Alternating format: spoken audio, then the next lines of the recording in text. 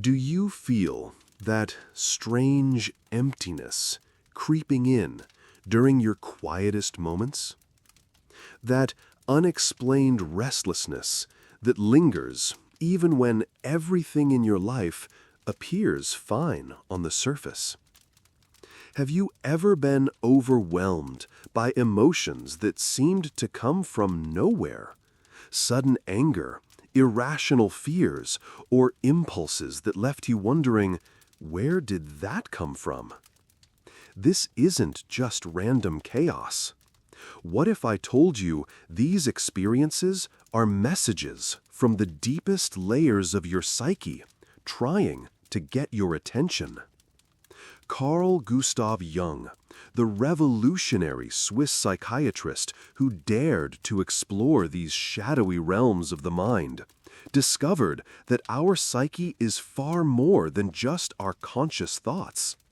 It's an entire universe within us, with its own language, its own inhabitants, and its own wisdom. His work reveals that when we ignore these inner signals, we're not just missing out on self-knowledge, we're risking our mental and even physical well-being. Let me share with you a powerful example from Jung's own life. Early in his career, he experienced terrifying visions and dreams that seemed to threaten his sanity. Where others might have suppressed these experiences, Jung did something radical. He engaged with them. He kept a detailed journal of these encounters, which later became his famous Red Book.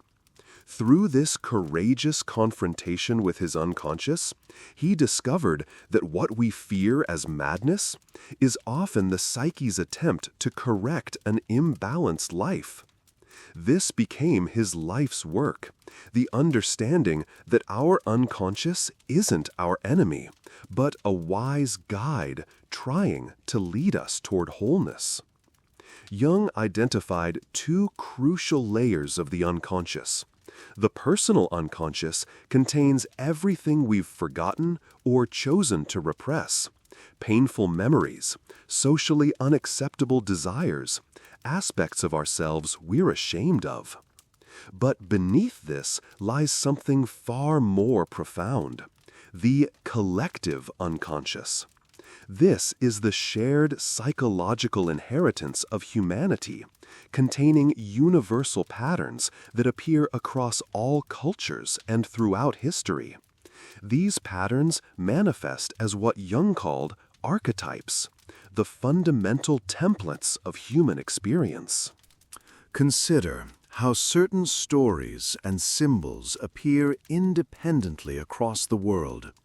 The hero's journey, the wise old man, the nurturing mother. These aren't just cultural inventions. They emerge from the very structure of our psyche. When you feel an instant connection to certain myths or stories, that's not coincidence. You're recognizing parts of yourself in these ancient patterns. The shadow archetype is particularly crucial. It represents everything we deny about ourselves, our secret shames, our hidden aggressions, the qualities we judge harshly in others. A client of mine, let's call him David, provides a perfect example. A successful businessman who prided himself on his rationality, David would fly into inexplicable rages over minor mistakes by his employees. Through our work together, he discovered this anger was actually his own disowned perfectionism and fear of failure, his shadow being triggered by seeing these qualities mirrored in others. This is how the shadow operates. What we can't acknowledge in ourselves, we inevitably encounter in the world around us. But the shadow isn't just negative. It also contains vital, untapped energy. Another client, Sarah, always saw herself as gentle and accommodating.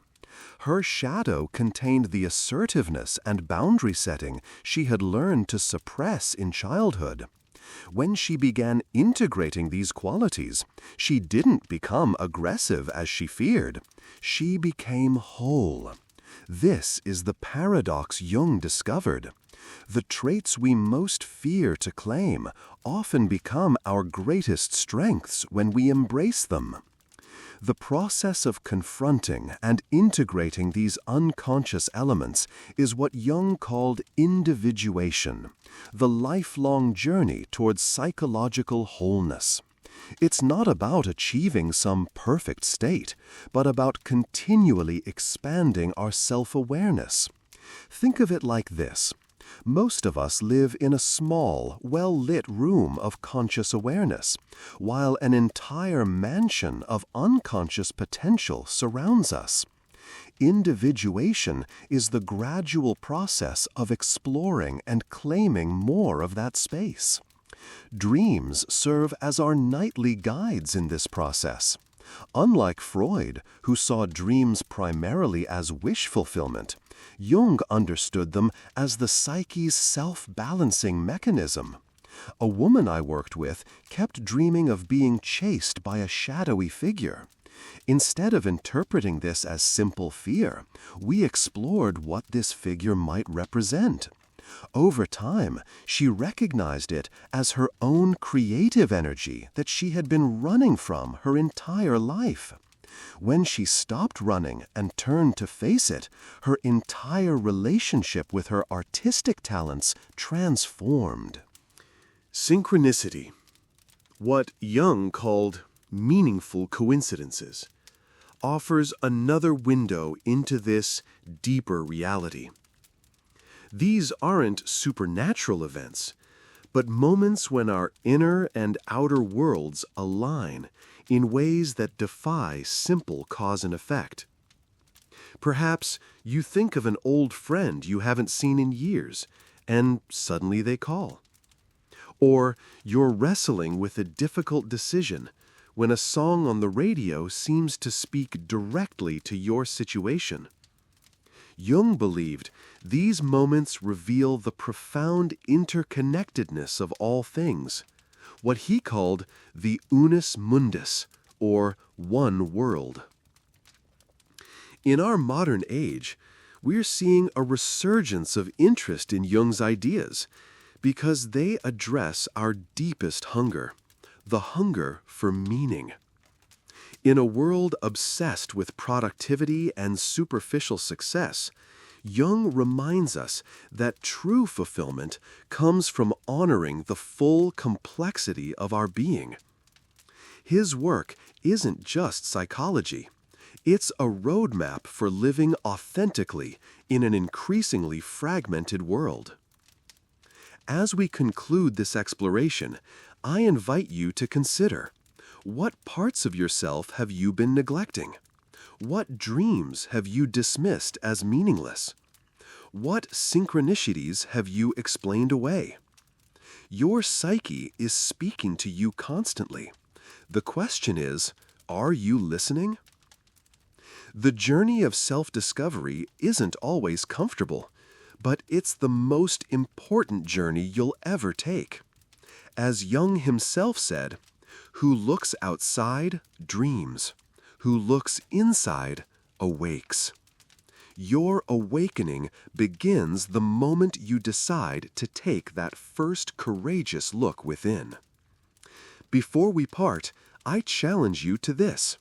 Close your eyes for just 3 seconds and ask your unconscious what single word surfaces when you think of your most hidden self. Type that word in the comments right now. Don't overthink it. Let it flow. Whether it's fear, power, rage, or freedom, there are no wrong answers, only your raw truth. I read every comment, and your word might just spark someone else's awakening.